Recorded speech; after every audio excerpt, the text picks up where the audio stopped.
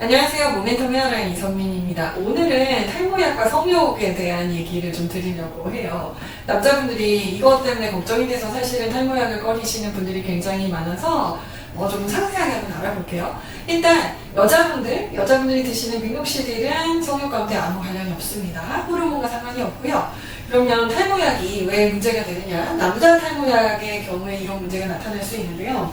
우리가 테스토스테론이 남성 호르몬이죠. 얘가 분해되는 과정에서 DHT라는 걸로 대사가 되고, 이 DHT가 머리는 빠지게 하고 몸에는 털이 나게 하고, 이렇게 말씀을 지난번에 드렸었어요. 그래서 이 DHT가 하는 일은 근육, 우리 머슬매스를 증가시키는 데도 관련이 있고, 리비도라고 얘기하는 성욕과도 관련이 있어요.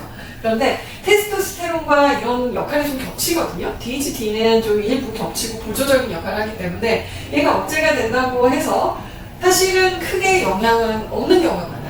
그런데 우리가 약을 써보면 100명 중에 4명, 4% 정도에서는 여러 가지 부작용이 나타나서 우울하거나 성욕이 떨어지거나 이런 게 있을 수 있다. 이렇게 말씀을 드리죠.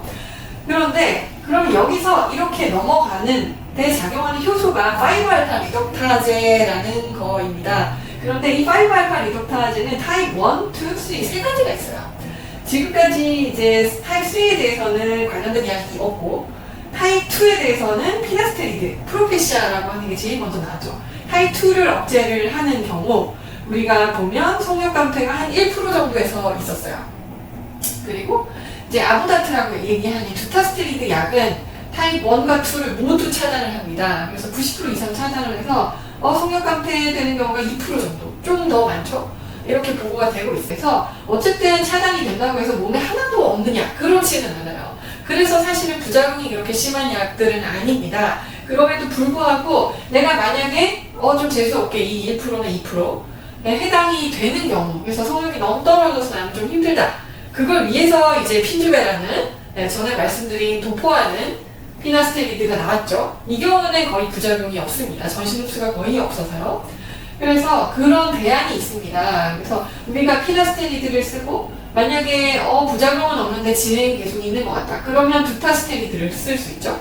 그리고 피나스테리드를 써서 효과는 좋은데 부작용이 좀 있다. 그런 경우에는 도포 타입인 핀주베를 쓰고 이런 식으로 이제 약을 쓸 수가 있어요. 그래서 성욕과 관련된 거를 얘기하면 사실은 그렇게 비율이 높은 거는 아닙니다. 그리고 그랬을 때 대안이 있다. 이렇게 참고를 하시고 약을 너무 두려워하실 필요는 없다고 말씀을 드리고 싶습니다. 그리고 임상적으로 제가 써보면 사실상 20대 애들에서는 그 부작용이 좀 낮아요. 그런데 50대 이후부터는 좀 더 부작용이 있으시거든요. 약간 우리 플라시보 효과라고 하죠.